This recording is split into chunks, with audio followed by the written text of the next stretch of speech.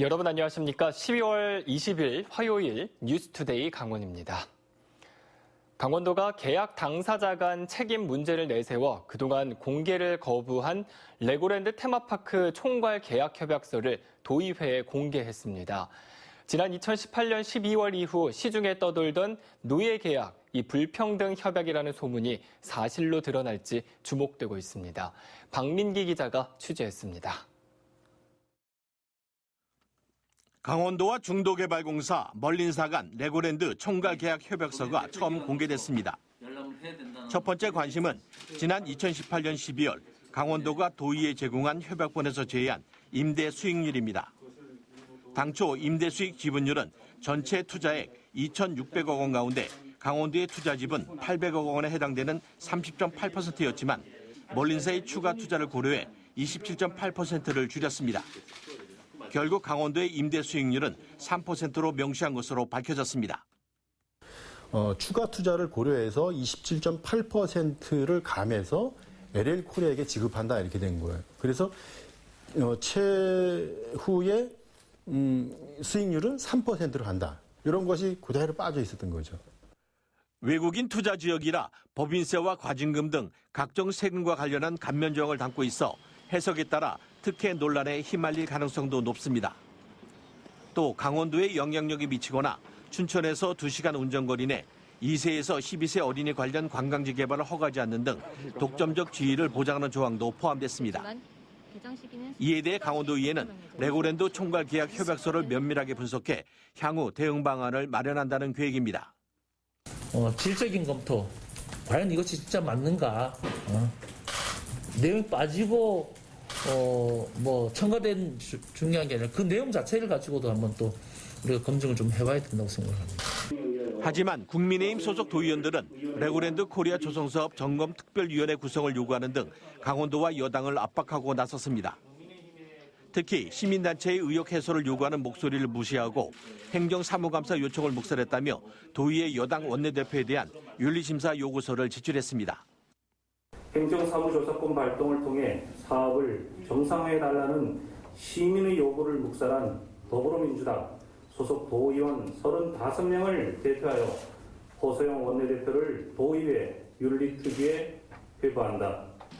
내년 7월 레고랜드 테마파크 개장이 어렵다는 전망이 불거진 가운데 1년 10개월여 만에 공개된 이번 총괄 계약 협약서가 독이 될지 약이 될지 주목됩니다. MBC 뉴스 박민기입니다. 원주 중앙시장 재생 방안을 놓고 한국토지주택공사 LH가 이 건물주들에게 7가지 세부안을 제시했습니다. 하지만 대부분의 방안이 비싼 돈을 치러야 하고 사업성도 낮아서 상인들은 막대한 손실을 감수해야 하는 상황인데요. 이 때문에 원주시에서 일부 부담해달라는 목소리가 다시 나왔습니다. 이병선 기자가 보도합니다. 한국토지주택공사 LH가 중앙시장 나동 건물주들에게 제시한 안은 크게 3가지입니다. 기존 건물을 유지하는 보수 보강과 3층짜리 상가형 건물로 재건축하는 방안, 그리고 임대 또는 분양주택을 포함해 주상복합형 재개발을 진행하는 방법입니다.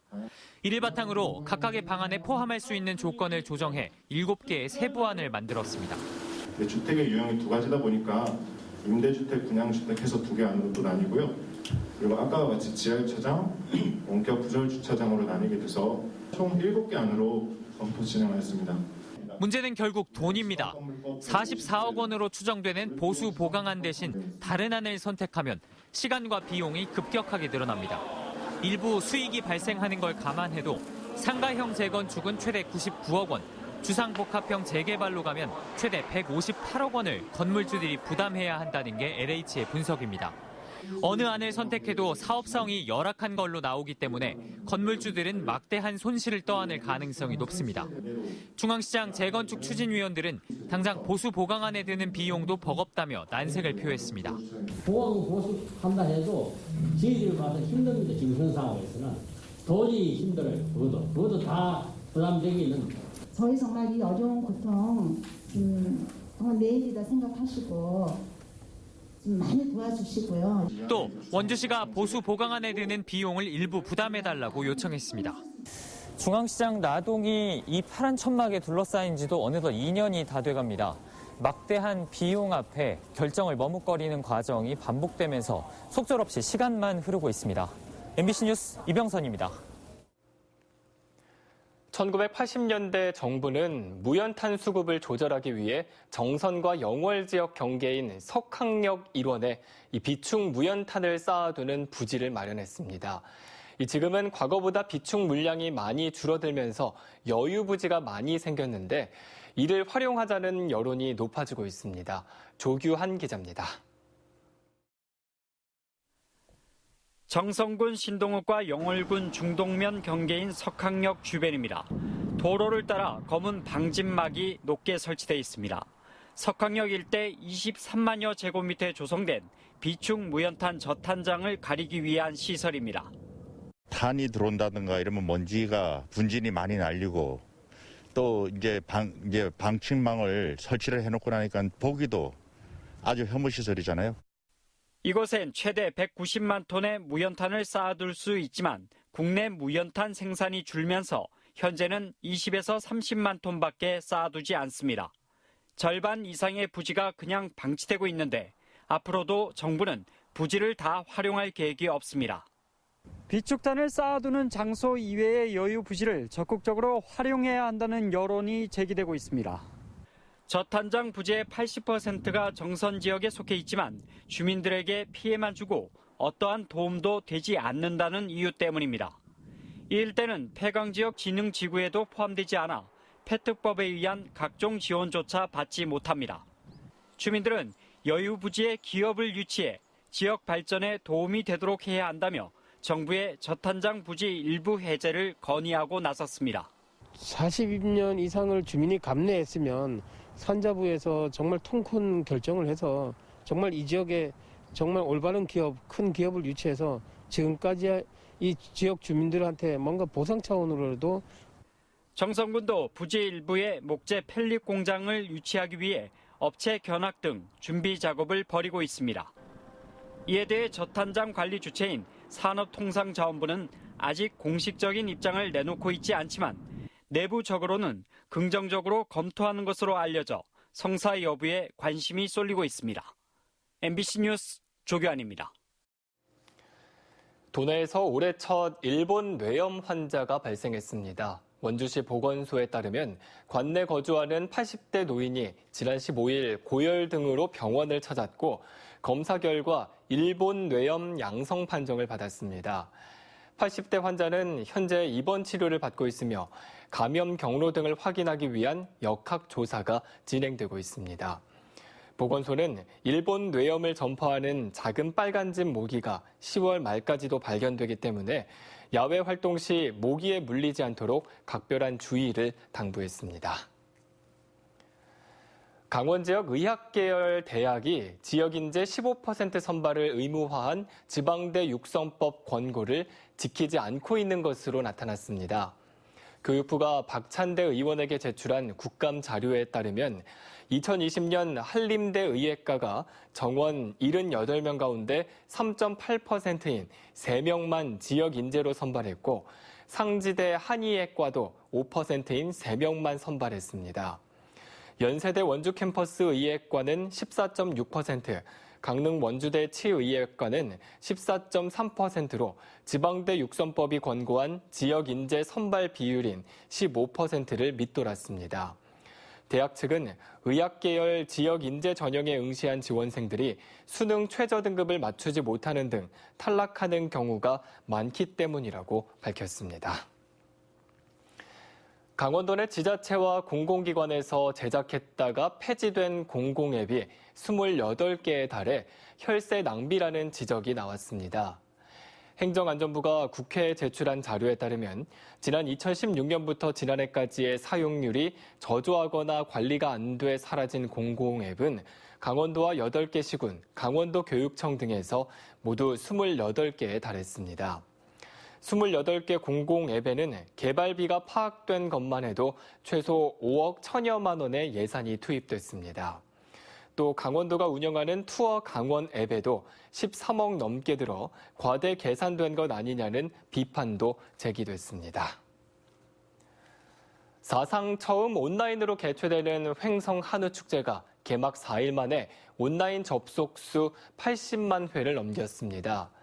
횡성문화재단은 지난 15일 개막 이후 축제 홈페이지와 SNS에 접속한 방문객이 81만 2천 회에 달했고 주말 라이브 방송에서 횡성 한우 200세트가 15분 만에 완판되는 등 큰 관심을 끌었다고 밝혔습니다. 횡성 한우 축제는 오는 30일까지 유명 셰프의 횡성 한우 요리 영상 콘텐츠가 이어지고 9개 읍면 주민들을 대상으로 매일 콘서트가 펼쳐집니다. 강릉국제영화제가 코로나19의 확산으로 위기를 맞은 영화계가 나아가야 할 방향을 모색하는 자리를 마련합니다. 강릉국제영화제는 다음 달 6일 강릉 라카이 샌드파인 리조트에서 코로나19 뉴노멀 시대의 영화제를 주제로 국제영화제 조직위원장과 집행위원장 18명이 참가하는 포럼을 개최하기로 했습니다. 포럼에서는 코로나19 이후 각 영화제의 경험과 대응 방식을 공유하고 새로운 기준을 설정하기 위한 패러다임을 논의하게 됩니다. 이번 포럼은 국내 패널은 현장에 모이고 해외 패널은 온라인으로 참여하는 온-오프라인을 병행할 예정입니다. 강원랜드가 임기 2년의 부사장 후보자를 공개 모집합니다. 응모 자격은 복합 리조트 산업의 경험과 전문성을 갖췄거나 폐광 지역 경제 상황에 이해가 높고 공공기관 근무에 결격 사유가 없어야만 합니다. 서류는 29일부터 다음 달 5일까지 접수하며 최종 임용 대상자는 이사회와 주주총회를 거쳐 결정될 예정입니다. 강원랜드 부사장은 지난 8일 한영민 전 부사장이 문화체육관광부 차관보로 임명되면서 공석이 됐습니다.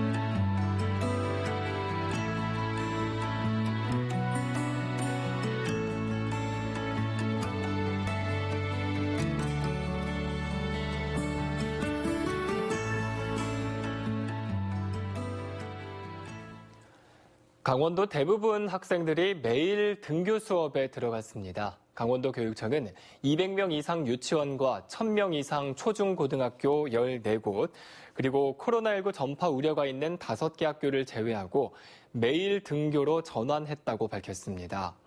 전교생 1000명이 넘는 학교는 초등학교 1, 2학년을 제외하고 전교생 3분의 1가량이 원격 수업을 진행합니다. 또 코로나19 확진자가 발생하거나 확진자가 다녀간 홍천 오한초등학교 등 5곳은 각각 환자 방문일로부터 2주 동안 자가 격리를 실시하고 있습니다. 학교 급식에 납품되는 식재료로 인한 방사능 검사가 실시됩니다. 강원도 교육청은 오늘 11월 16일까지 17개 시군 학교에 납품되는 농산물과 축산물, 수산물 70개 품목을 대상으로 방사능 검사를 실시한다고 밝혔습니다. 이상으로 뉴스투데이 강원을 마칩니다. 고맙습니다.